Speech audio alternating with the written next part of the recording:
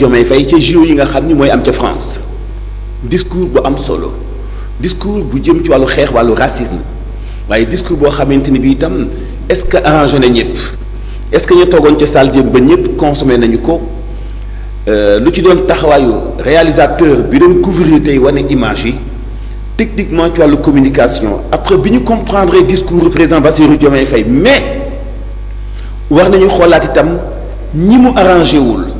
te réalisateur bi di leen wane ci façon bu mu deful sax exprès mais communication moo mel noonu ba Assane Seck di ñu décortiquer communicationnellement parlant li nekk ci ginnaaw discours bi ak ni mu amee solo mais ban aperçu la ci yeneen kilifa yi nekkoon ci salle bi am ñu teewlu Pa Assane Seck. Quels sont les latines? Le latin. Le latin qui était la langue supérieure au temps à ces langues anglaises, françaises, allemandes et autres, au temps de la grande, de l'époque des Romains. Ouais. Mais bien avant, nos langues bien africaines, de l'Égypte ancienne, quand on passe aux hiéroglyphes, parce que l'histoire dévoyée doit être rétablie.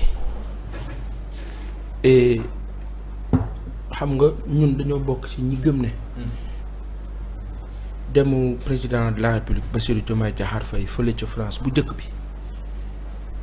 ci invitation Bill Gates bii ci invitation Emmanuel Macron, donc les petits-fils et arrière-petits-fils de ceux-là qui avaient orchestré et organisé la conférence de Yalta, ñooñu nga xam ne ñoo tasoon Afrique, ñi nga xam ne ñoo jëloon dollar def ko force mondiale après la deuxième guerre mondiale, ñi nga xam ne ñoo di les petits-fils de Gaston Defferre, les petits-fils les petits-fils de Pierre de Coubertin, le fondateur de ce jeu-là, en tout cas inspirateur, les petits-fils de Jules Verne et Jules Rimet, l'autre Rimet, fondateur de la Coupe du Monde, ñi créé mbir mi nañ leen daje nañ leen ànd nañ leen waxtaan les droits de l'homme ñëpp boo xoolee ñu ci ëpp ce sont les latinos, mais les latinos qui spécifiquement les français, je les adore. ñii bëgg seen bopp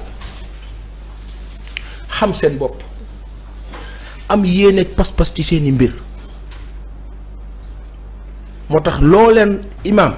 loo leen ragalal ci nekk kat ñu ngi nërmeelu duñ daanu de ñoom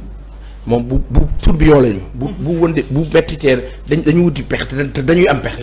parce que dañoo bëgg seen bopp. J'adore les Français et la France pour cela.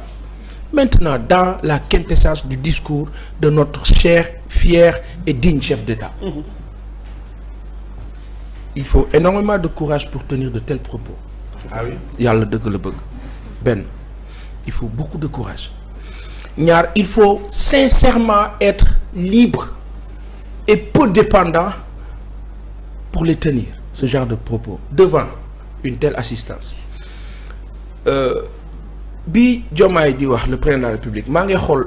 wax di xool ma woon moom président bi assistance bi la xool et dans l'assistance soo xoolee le discours du président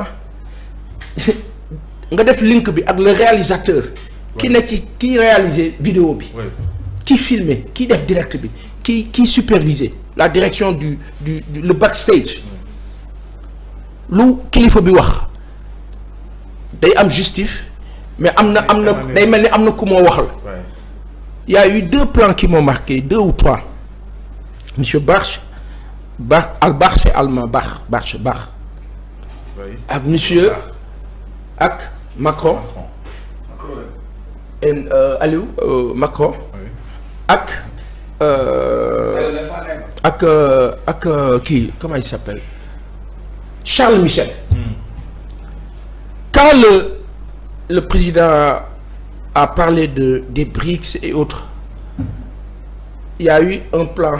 ben PC bu ndaw tak sur Charles Michel il était comme ça en train di wax ak mel ni ku naan ko mais qu'est-ce qu'il raconte xam nga image dafa grave waxuma ne loolu la wax mais tu sens que voilà le discours gêne. daf na effet. Le discours gêne. Mais il faut pas montrer que ça gêne. Et Macron il se redresse pour le réécouter encore loolu depuis lustre tubaab noonu la mës di dégloo nit ku ñuul léegi nag àdduna mooy dem ba nga xam ni nit ku ñuul bi doon ragal démb di moytu di am jafe-jafe di moytu Thomas Sankara lii président Bassirou Diomaye Diakhar Faye waxoon na ko ci jamono mais ba mu ko waxee am na si lu ko ci fekk. waaw Sylvanus Olympio ci jamono 1961 62 waxoon na lu ni mel. Ahmed Sékou Touré ci duggu Élysée wax na lu ni mel et de façon plus virulente sax bii on sent de la virulence dans le fond des propos des mots. boo comme yan mots par exemple comme yan yu attiré yow sa attention. quand il parle de quand il dit le racisme nos chefs d'État dañ doon éviter ce genre de terme devant les tubaab. Il faut être fort pour le dire. Le racisme, les valeurs cardinales de l'olympisme, Altus,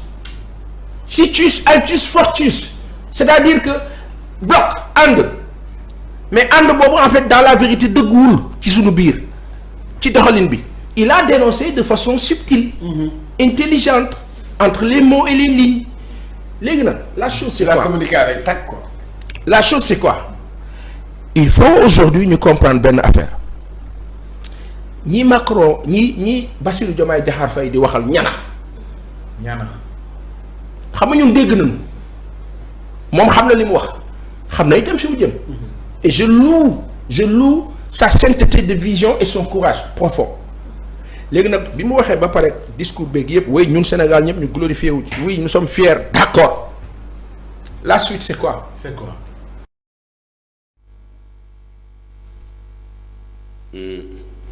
muy discours bu am solo Pape Assane Seck comme ni ko Mouhamed Sow waxee le président Diomaye a été élu par les Sénégalais donc aucun lobby aucune pression étrangère n'a contribué à son élection donc il est à l'aise pour dire des vérités sans contrainte donc il est courageux ouais on a un président jeune courageux bu am détermination comme ni ko Mouhamed Sow waxee très important noonu la ko Pa Assane décortiqué nga gis impression bi nga xam ne impressionné na ko même ba ci chuteur bi réalisateur bi ci surtout ci fi mujj ci discours am dafa am solo dañ ko tàccu parce que dafa woote lu kenn ñemewul woote surtout boo nekkee africain muy dénoncer racisme muy dénoncer ko ñaawlu ko ndax xeexoon ko bokkoon na ci li indi sport tey ñu koy wane ci biir sport am ñuy am problème seeni ay club ndax racisme et pourtant lu ñu def ci wàllu réalisation lu ñu def ci wàllu exploit dañu ko def ak ñi ñu bokkulul xeet dañu ko def ak ñi ñu bokkulul réew bu ñuy wax ay JO parce que ñépp ay ñëw ak xeet bu mu mën di doon kon buñ ci teelut a jublu ba ñu remarquer racisme ci biir ça pose problème et damay wax ne discours Diomaye bi même dafa tegaat français yi ci seen ànd ñoom ñu organiser JO yi parce que bu ñuy fàttaliku dossier ndam si yàlla sa Lamine Diack ci IAAF yi yéen ñëpp yëg ngeen ni dossier ba dañ ci boole woon yeneen doomi russe waaye kenn ñimewul woo leen mbaa nga convoqué leen mbaa nga jëli leen loxo benn doomu Sénégal la ñu jël téye ko France indi ko ci contrôle judiciaire mënta dem mënta dikk foofee ca France muy anam bu ñaaw anam bu doy waar anam bu yàgg boo xam ne toujours dafay wane ci loola wàllu racisme bi nga xam ni war nañu ko xeex te mu doon lu kenn mënta rafetlu président de la République